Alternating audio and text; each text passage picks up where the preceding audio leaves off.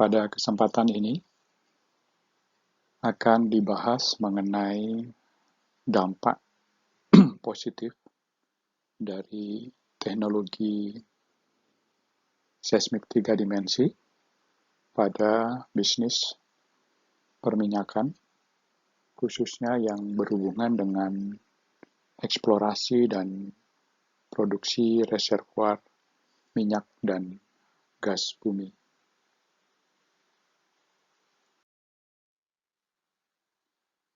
Berikut adalah topik pembahasan. Ada 7 buah topik utama.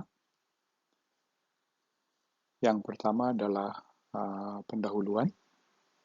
Terus kemudian yang kedua, sekilas mengenai keunggulan dari teknologi seismik 3 dimensi dibandingkan dengan teknologi sebelumnya, yaitu seismik 2 dimensi.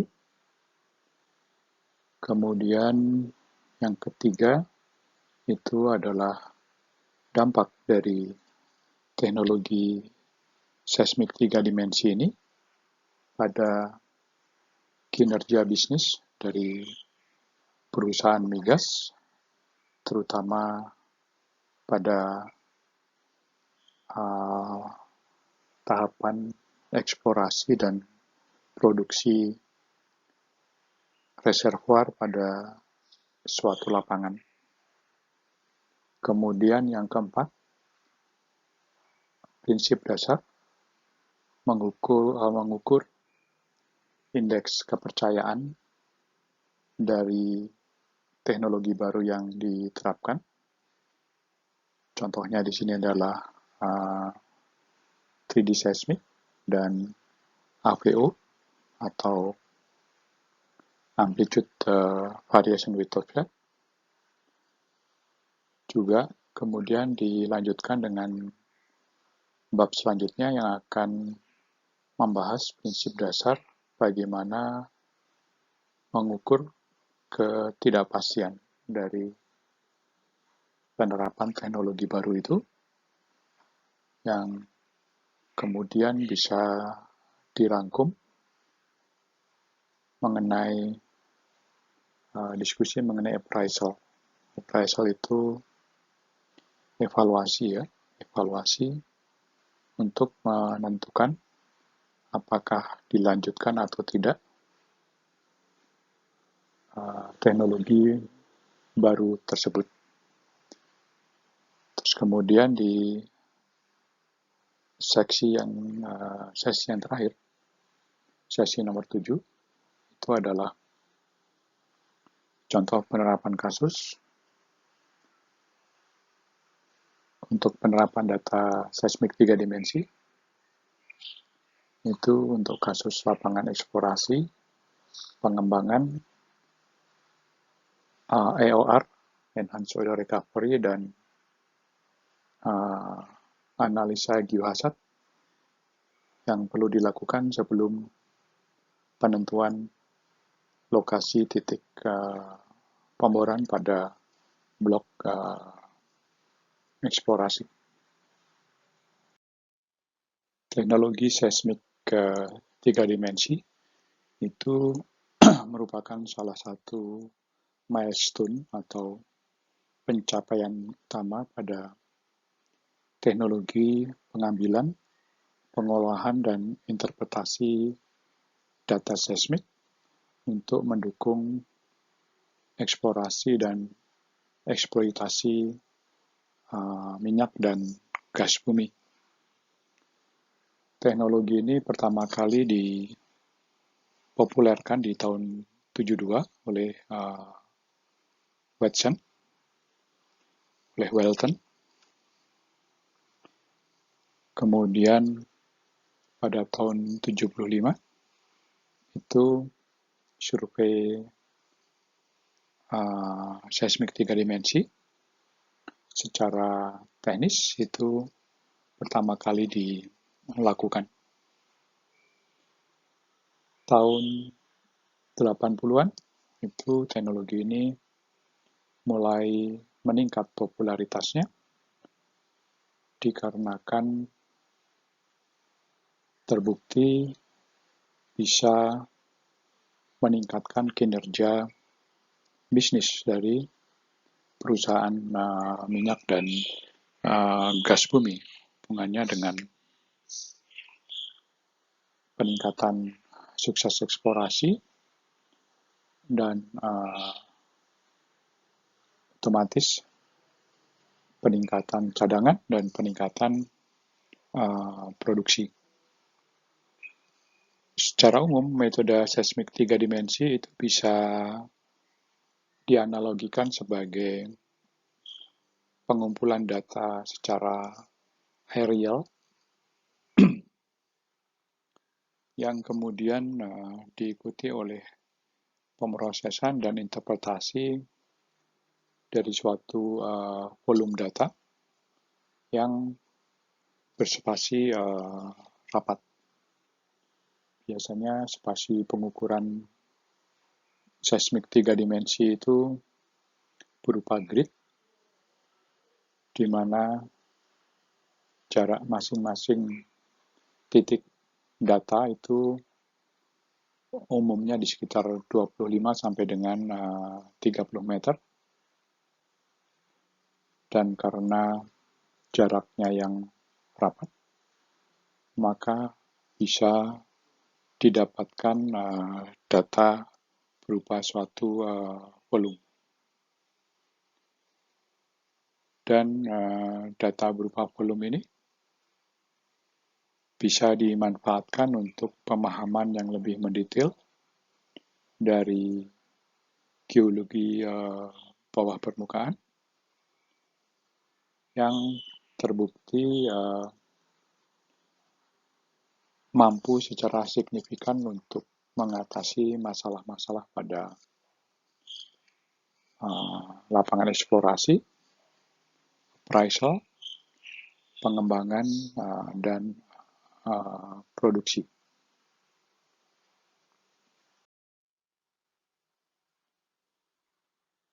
Kemudian di slide ini diberikan ringkasan dari keunggulan utama teknologi seismik 3 dimensi dibandingkan dengan seismik 2 dimensi. Yang pertama adalah seismik 3 dimensi itu akan menyediakan proses migrasi yang lebih baik, sehingga juga mengakibatkan atau menghasilkan resolusi yang lebih baik, khususnya resolusi lateral dibandingkan dengan seismik 2 dimensi. Dan migrasi yang lebih baik ini itu akan memberikan hasil yang lebih baik pada saat penentuan posisi, terutama pada reflektor-reflektor yang out of place, ya, akibat efek dari kemiringan misalkan.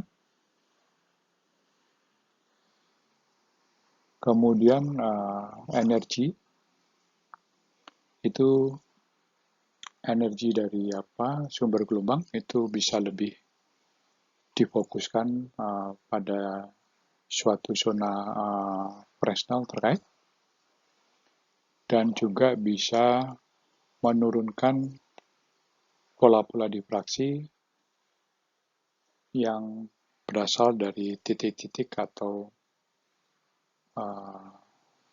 pinggiran-pinggiran bidang refleksi yang tidak teratur.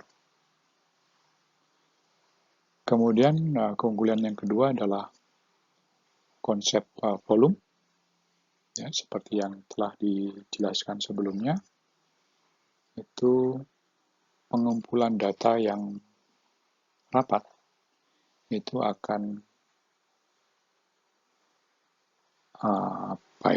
memungkinkan untuk melakukan pemrosesan dan interpretasi data secara volume, secara 3 dimensi, dan ini tentu sangat berguna karena objek geologi bawah permukaan itu juga merupakan benda 3 dimensi, sehingga volume data 3 dimensi itu akan mendukung interpretasi yang lebih akurat. Kemudian karena kita punya volume data 3 dimensi, maka interpreter bisa menggunakan teknik-teknik slicing atau penyayatan ataupun tracking secara otomatis untuk bisa memahami semua informasi yang tersedia di data itu dengan lebih baik. Dan dengan cara ini maka interpreter itu bisa menghasilkan peta yang lebih akurat dan detail dibandingkan dengan data seismik 2 dimensi. Kemudian berikutnya adalah sayatan waktu dan kedalaman dari data seismik 3 dimensi itu akan memberikan strike atau jurus dan kemiringan yang sebenarnya, yang berbeda dengan data 2 dimensi yang memberikan strike dan kemiringan yang semu. Dan penyayatan secara multiple itu bisa membantu untuk pengembangan atau pembuatan peta struktur waktu atau kedalaman yang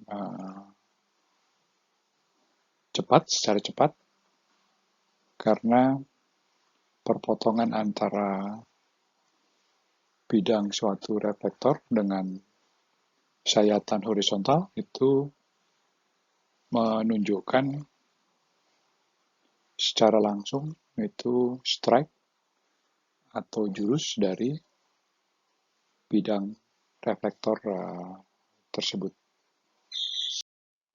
Slide ini menunjukkan perbedaan antara zona Fresnel, seismik 2 dimensi dan seismik 3 dimensi. Misalkan di sini ditunjukkan ini adalah lintasan seismik 2 dimensi. Kemudian lingkaran ini itu adalah zona Fresnel dari seismik 2 dimensi sebelum dilakukan migrasi, yang bisa dihitung dengan menggunakan persamaan ini, di mana V itu adalah kecepatan gelombang seismik di interval target, kemudian T itu adalah waktu refleksi, kemudian F itu adalah frekuensi dari gelombang seismik. Misalkan di contoh di sini diberikan kecepatan gelombang seismik yang dipakai adalah kecepatan rata-rata 8.000 feet per second. Kemudian interval target ada di waktu 2 second. Dan frekuensi seismiknya ada di 25 Hz. Nah, kalau data ini dimasukkan ke persamaan di sini, maka didapatkan zona Fresnel sebelum dimigrasi itu adalah 2.260 feet diameternya. Nah, kalau kita bisa melakukan migrasi, maka zona Fresnel setelah migrasi itu bisa dihitung dengan menggunakan persamaan ini, yang identik dengan persamaan resolusi vertikal, yaitu sama dengan 1/4 panjang gelombang, atau sama dengan kecepatan gelombang seismik dibagi dengan 4 dikalikan frekuensi, yaitu sama dengan 80 feet.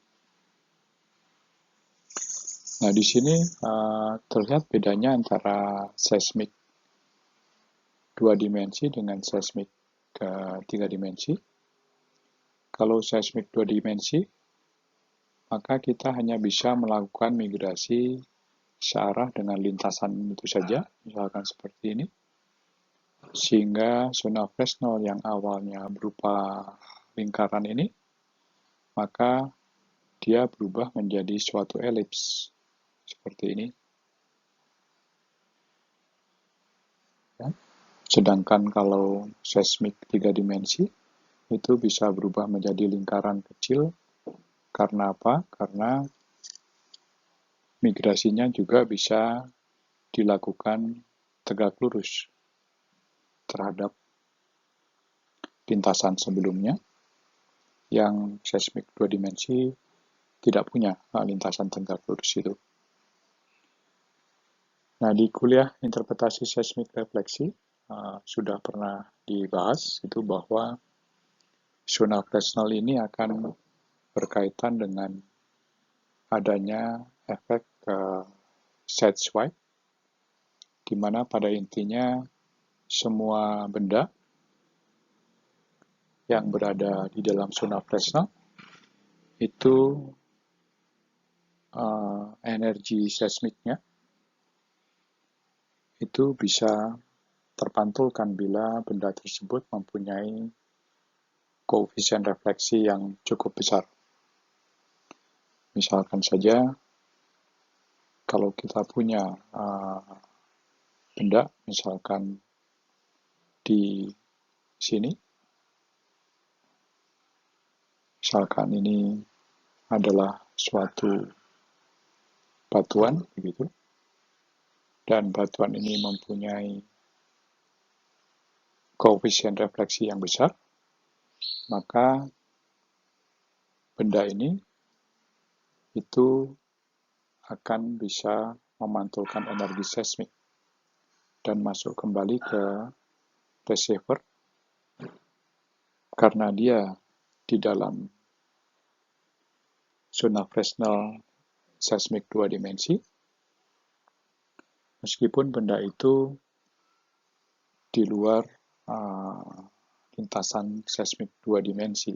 Ya, jadi lintasan seismik 2 dimensinya misalkan adalah yang ini, tetapi benda yang berwarna merah tersebut itu bisa menimbulkan sideswipe yang mengakibatkan timbulnya reflektor semu pada receiver lintasan seismik yang berwarna biru tersebut karena benda tersebut masih di dalam zona Fresnel lintasan seismik 2 dimensi yang berwarna biru. Tetapi bila seismiknya adalah seismik 3 dimensi, maka sekarang kita punya zona Fresnelnya adalah berupa lingkaran yang kecil ini. Nah, benda yang merah tersebut itu tidak lagi berada dalam zona Fresnel dari seismik 3 dimensi, sehingga dia tidak menimbulkan sideswipe. Slide ini menunjukkan perbedaan antara migrasi 2 dimensi dan migrasi 3 dimensi yang berhubungan dengan semakin akuratnya proses migrasi yang berhubungan dengan perubahan zona Fresnel seperti yang telah dijelaskan pada slide sebelumnya. Jadi di bagian atas ini menunjukkan model geologi bawah permukaan, dan di bagian bawah ada 3 penampang seismik yang menunjukkan hasil pemodelan ke depan dari model geologi bawah permukaan yang ada di atas tersebut. Dan seismik ini menunjukkan lintasan nomor 6, di mana di sini terlihat bahwa lintasan nomor 6 itu dia melewati tinggian nomor 1, kemudian melewati samping tinggian nomor 2, tapi tidak tepat di atas tinggian nomor 2. Terus kemudian dia juga melewati bidang patahan nomor 3 ini. Yang ini adalah raw datanya sebelum diimigrasi. Kemudian yang di tengah, ini adalah setelah dilakukan migrasi 2 dimensi. Nah, di sini kelihatan bahwa ada sideswipe dari tinggian nomor 2. Padahal lintasan nomor 6 tersebut itu tidak melewati tinggian nomor 2, tetapi tinggian nomor 2 memberikan reflektor semu karena dia di dalam zona Fresnel dan mempunyai koefisien refleksi yang tinggi. Dan juga terlihat di sini adanya posisi dari bidang patahan yang tidak tepat. Demikian juga ada seperti bidang horizontal di sini yang sebenarnya menunjukkan reflektor yang sebenarnya. Kemudian yang di gambar yang bawah itu menunjukkan hasil migrasi 3 dimensi. Nah, tadi sudah dibahas sebelumnya bahwa karena datanya 3 dimensi, maka zona Fresnel-nya lebih akurat, resolusi lebih baik, dan proses migrasi bisa dilakukan dengan lebih baik. Nah, di sini terlihat bahwa efek sideswipe dari tinggian nomor 2 itu minimal, ya masih ada di sini, tapi minor sekali. Demikian juga yang bidang patahan nomor 3, itu difraksinya yang awalnya muncul di migrasi 2 dimensi, di sini bisa dihilangkan, sehingga posisi bidang patahannya lebih akurat. Nah, kemudian yang gambar sebelah kanan ini ditunjukkan ilustrasi data sebenarnya, di mana migrasi seismik 3 dimensi itu bisa lebih memperjelas adanya bidang ketidakselarasan yang saya tunjukkan dengan warna kuning ini. Nah, ini ya. Nah, kalau dilihat di seismik ke 2 dimensi, saya berikan warna merah. Nah, ini terlihat bahwa di bagian atas, ya, di sini. Nah, ini terlihat seperti ada sideswipe, sehingga bisa mengakibatkan salah interpretasi, seolah-olah ada tinggian lagi di situ setelah tinggian pertama, ya. Jadi kita misalkan ini biasanya menjadi target pemboran yang menarik, ya, tinggian yang paling dangkal itu. Nah, di sini kelihatan ada tinggian yang berikutnya, tinggian nomor 2 ini. Nah, sebenarnya akibat dari sideswipe yang berhubungan dengan migrasi seismik yang 2 dimensi. Pada slide ini kembali ditunjukkan bagaimana flat spot ya sebagai salah satu indikator kontak fluida, biasanya berhubungan dengan kontak air dengan gas atau minyak dengan gas, itu bisa terlihat lebih jelas dengan menggunakan seismik 3 dimensi ya, ditunjukkan di sini. Karena migrasi seismik 3 dimensi itu bisa memisahkan dengan baik gelombang-gelombang yang berinterferensi satu sama lainnya yang berhubungan dengan reflektor yang beda kemiringannya cukup tajam ini. Kemudian di gambar ini, itu ditunjukkan prinsip dari data seismik sebagai suatu volume data, ya, di mana titik-titik hitam yang tebal ini itu menunjukkan garis 2 dimensi, dan terlihat di sini bila kita menggunakan seismik 2 dimensi, maka prospek yang biasanya umum berhubungan dengan facies meandering stream, yaitu adanya point bar di sini, itu bisa tidak teridentifikasi karena tidak dilewati oleh penampang seismik 2 dimensi. Tetapi kalau kita menggunakan seismik 3 dimensi, karena titik datanya cukup rapat, ini yang tadi saya katakan spasinya biasanya sekitar 25-30 meter. Nah,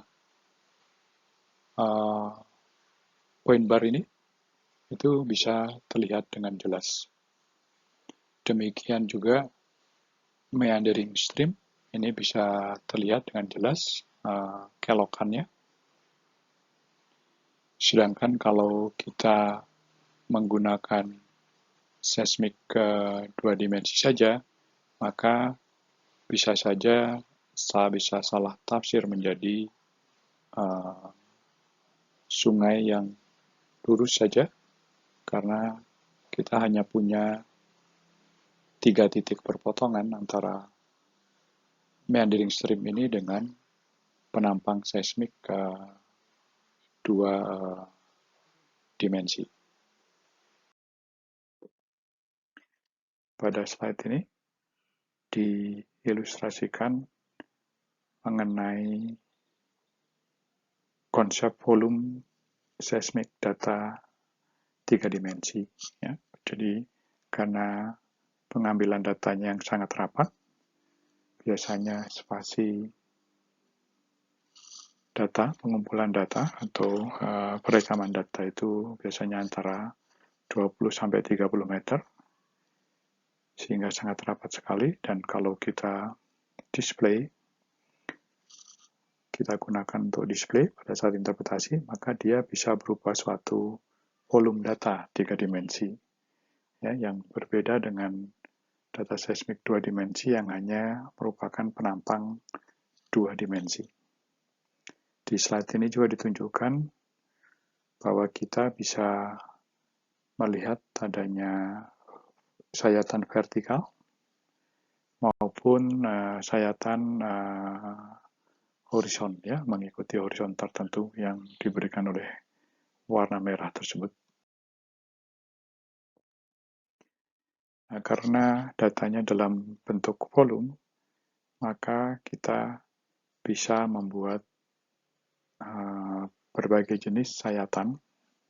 Ya, misalkan yang pertama adalah sayatan vertikal, itu bisa sembarang arah, atau searah dengan inline, atau searah dengan crossline. Kemudian sayatan horizontal, Itu bisa berupa sayatan waktu atau sayatan kedalaman, ya, tergantung kepada domain datanya.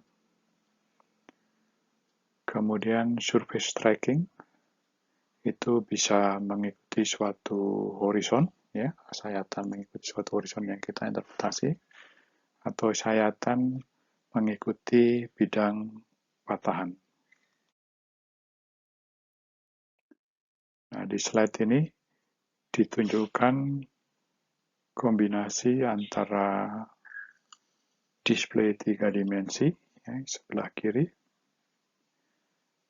yang menunjukkan sayatan horizon. Ada dua horizon target, yang di atas yang ada penampang AA absen, dengan yang di bawah yang ada penampang BB absen. Nah, penampang AA absen, sayatan vertikalnya ditunjukkan di sebelah kanan atas, sedangkan sayatan BB absen ditunjukkan pada gambar kanan bawah. Slide ini menunjukkan prinsip yang tadi sudah dijelaskan, yaitu kalau kita melakukan sayatan horizontal, maka perpotongan antara sayatan horizontal dengan bidang dari suatu lapisan itu adalah menunjukkan jurus yang sebenarnya, ya, atau true strike, dan juga kemiringan yang sebenarnya atau true dip. Dan itu berbeda dengan kalau kita melakukan sayatan karet vertikal, yang kita dapatkan hanyalah jurus dan kemiringan semu. Slide ini menunjukkan bahwa dengan melakukan slicing horizontal secara berurutan atau multiple, ya, misalkan di sini ditunjukkan dari 440 milisecond, slide yang gambar yang kiri bawah itu, kemudian setelah itu 450 milisecond, dan seterusnya sampai 470 milisecond. Artinya intervalnya adalah 10 milisecond.